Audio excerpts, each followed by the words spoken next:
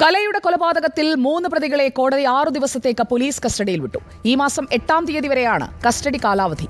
ജിനു, പ്രമോദ്, സോമരാജൻ എന്നിവരെയാണ് കസ്റ്റഡിയിൽ വിട്ടത്. പ്രതികളുടെ ജാമ്യാപേക്ഷ കോടതി നാളെ പരിഗണിക്കും. കൊല്ലപ്പെട്ട കലയുടെ ഭർത്താവ് അനിൽകുമാറാണ് കേസിലെ 1-ാം പ്രതി. പ്രവീൺ പുരുഷോത്തമൻ നമുക്കൊപ്പം ചേരുന്നു തത്സമയം. Good evening Praveen Purushothaman. ഇന്നലെ സോമൻ ആ സെപ്റ്റിക് ടാങ്കിൽ ഇറങ്ങി പരിശോധിക്കുന്നത്, ഇലന്തൂർ പോലെ എല്ലാം ഇഴകീറി പരിശോധിക്കുന്നത് നമ്മൾ നേരിട്ട് കണ്ടതാണ്.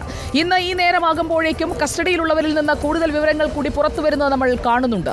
ഇനി അറിയേണ്ടത് എവിടെ വെച്ചാണ് കലയെ കൊലപ്പെടുത്തിയത്, എങ്ങനെയാണ് ആ കൊലപാതകം നടപ്പാക്കിയത് എന്നതടക്കമുള്ള കാര്യങ്ങളാണ്. ഇപ്പോൾ വെളിപ്പെടുന്ന സത്യങ്ങൾ എന്തൊക്കെയാണ്, ഇനിയും വെളിപ്പെടേണ്ട കാര്യങ്ങൾ എവിടെയൊക്കെയാണ് അവശേഷിക്കുന്നത് പ്രവീൺ? Good evening Sujaya. ഇപ്പോൾ ഈ മാന്നാറിലെ ഈ കൊലപാതക കേസുമായി ബന്ധപ്പെട്ട് കസ്റ്റഡിയിലുണ്ടായിരുന്ന ഇന്നലെ രാത്രി 10:45 കൂടി ഈ 3 പ്രതികളുടെയും അറസ്റ്റ് രേഖപ്പെടുത്തിയിരുന്നു.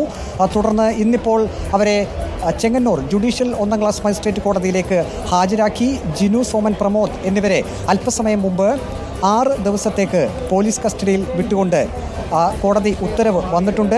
ഈ മാസം 8-ാം തീയതി വരെ ഈ 3 പ്രതികളും പോലീസ് കസ്റ്റഡിയിലായിരിക്കും. പോലീസിനെ സംബന്ധിച്ച് ഈ ഒരു കസ്റ്റഡിയിൽ പ്രതികളെ കിട്ടുന്നത് അവർക്ക് കൂടുതൽ തെളിവ് ശേഖരണത്തിന് ഉപകാരപ്പെടും. അതേസമയം തന്നെ 1-ാം പ്രതിയായിട്ടുള്ള അനിൽകുമാറിനെ ഇതുവരെ കേരളത്തിലേക്ക് എത്തിക്കാൻ അതിനുള്ള ശ്രമം പോലീസ് തുടരുകയാണ്. ഇപ്പോഴും വിദേശത്ത് ആണ് 1-ാം പ്രതി അനിൽകുമാർ എന്നാണ് പോലീസ് പറയുന്നത്. ഇന്നലെ തന്നെ ജില്ലാ പോലീസ് മേധാവി വ്യക്തമാക്കിയത് ഇതൊരു കൊലപാതകം തന്നെ എന്നാണ്. ഇന്നലെ 2 മണിക്കൂറിലധികം നീണ്ടുനിന്ന അവിടെ സെപ്റ്റിക് ടാങ്ക് കുഴിച്ചുള്ള പരിശോധന, ആ പരിശോധനയിൽ നിർണായകമായിട്ടുള്ള വിവരങ്ങൾ കിട്ടിയെന്നാണ് ഇന്നലെ ആലപ്പുഴ ജില്ലാ പോലീസ് മേധാവി വ്യക്തമാക്കിയത്. അതിനുശേഷം അവർ അത് കൊലപാതകമാണ് എന്ന് തന്നെ പ്രാഥമിക ഘട്ടത്തിൽ പറയുന്നു. അപ്പോഴും ജില്ലാ പോലീസ് മേധാവി പറയുന്നത് ഇന്നലെ ഈ സെപ്റ്റിക് ടാങ്കിനുള്ളിൽ നിന്ന് കിട്ടിയ വസ്തുക്കൾ അത് ശാസ്ത്രീയ പരിശോധനയ്ക്ക് അയച്ചിട്ടുണ്ട്. അപ്പോൾ അതിൻ്റെ പരിശോധനാ ഫലം വരുന്ന മുറയ്ക്ക് മാത്രമേ ഇതിൻ്റെ കൂടുതൽ വിശദാംശങ്ങളിലേക്ക് പോകാൻ കഴിയൂ എന്നാണ് ജില്ലാ പോലീസ് മേധാവി പറഞ്ഞത്.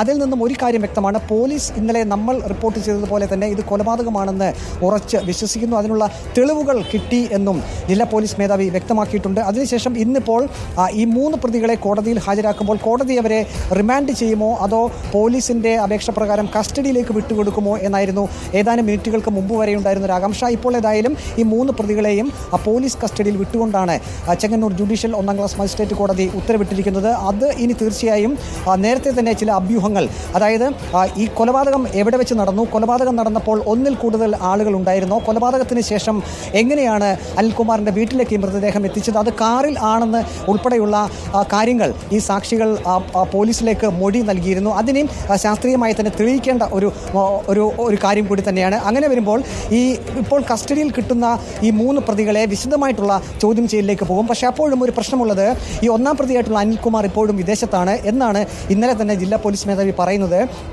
ആ 1-ാം പ്രതിയെ നാട്ടിലേക്ക് എത്തിച്ച് അതിനുശേഷം ഇപ്പോൾ കസ്റ്റഡിയിൽ വിട്ടുകിട്ടുന്ന ഈ 3 പ്രതികളെയും ഒപ്പം തന്നെ 1-ാം പ്രതിയായിട്ടുള്ള അനിൽകുമാറിനെയും ഒരുമിച്ചിരുത്തി ചോദ്യം ചെയ്യേണ്ടി വരും. ഇതിൽ ഈ 4 പേർ കൂടാതെ 5-മതൊരാളെ ഇപ്പോൾ സാക്ഷിയായിട്ടാണ് പോലീസ് മാറ്റിയിരിക്കുന്നത്. അപ്പോൾ അങ്ങനെ വരുമ്പോൾ ഈ സാക്ഷിയായിട്ടുള്ള ആൾ ഈ അനിൽകുമാറിൻ്റെ വീടിന് സമീപത്തുള്ള ഒരു പാലത്തിലേക്ക് ഒരു കാർ വരുന്നു. ആ കാറിനകത്ത് ഈ കൊല്ലപ്പെട്ട സ്ത്രീ ഉണ്ടായിരുന്നു. ആ സ്ത്രീയുടെ കഴുത്തിൽ ഒരു സാരി ഉണ്ടായിരുന്നു. അങ്ങനെ ചില നിർണായകമായിട്ടുള്ള വിവരങ്ങളാണ് താൻ കണ്ടു എന്ന് ഈ 5-മനായിട്ടുള്ള സാക്ഷി പോലീസിന് മൊഴി നൽകിയിരിക്കുന്നത്. ഏതായാലും പ്രവീൺ പുരുഷോത്തമനാണ് വിവരങ്ങളുമായി നമുക്കൊപ്പം ഗുഡ് ഈവനിംഗ് വിത്ത് സുജയ പാർവതിയിൽ ചേർന്നത്. ജിനു, പ്രമോദ്, സോമരാജൻ ഈ 3 പേരെയും 6 ദിവസത്തെ കസ്റ്റഡിയിൽ വിട്ടിരിക്കുകയാണ്.